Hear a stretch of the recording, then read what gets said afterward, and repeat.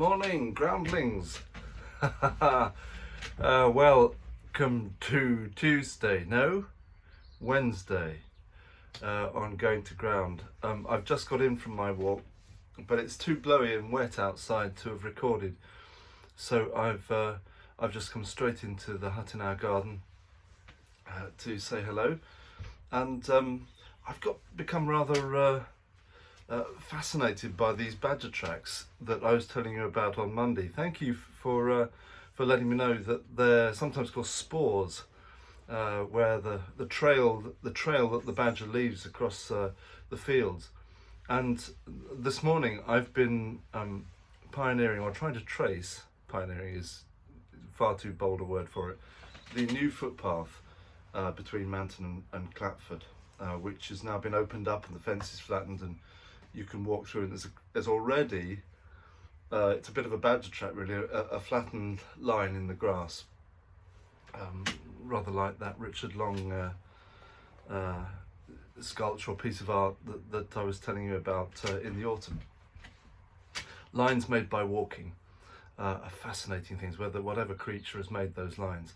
And across the field where the footpath was this morning, I just noticed two very clear badger tracks, really clear. I'll put some pictures on Instagram, and it was just fascinating to imagine the view and the route for the badger, low down, completely literally cutting across the normal human routes. And as I walked up on the new footpath, there was no obvious exit. The new barbed wire had been put around the field, and there was no obvious exit where the map had said there would be onto the lane. So I followed the badger track, and I thought, well, if it's good enough for Brock, it's good enough for me.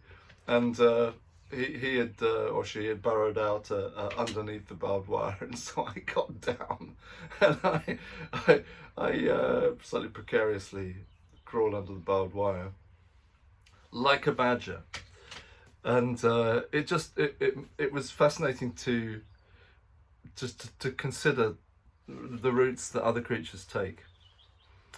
Yesterday I was in a workshop for bishops at a training day, and one of the exercises, which was surprisingly powerful actually, was to imagine oneself. It was a role play. Imagine yourself in the place of one of the people that you serve and work with. It might be a church warden, it might be a rural dean, it's one of the people who serve in the Church of England.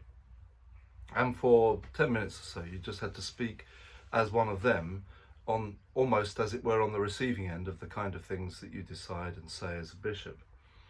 And two others in the group had to ask questions of you. How does it feel to be you? How does it feel to hear that as somebody in this position?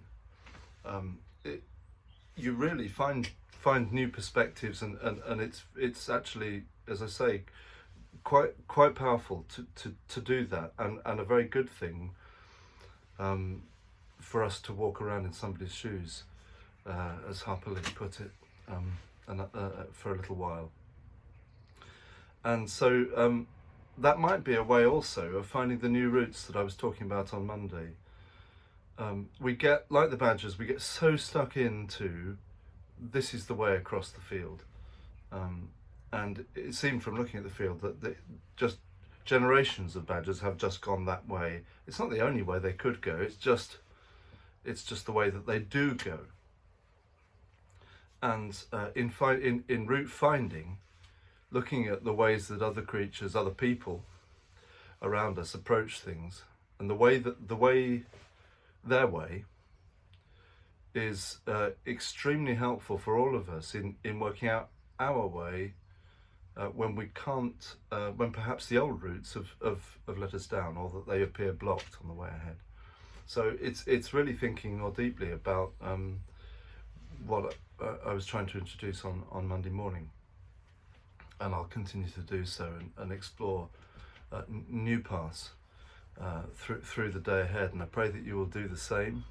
The first fuzz of blossom and is on the branches, which is so encouraging. Lots of signs of spring beginning to bloom. God bless you as you go to ground.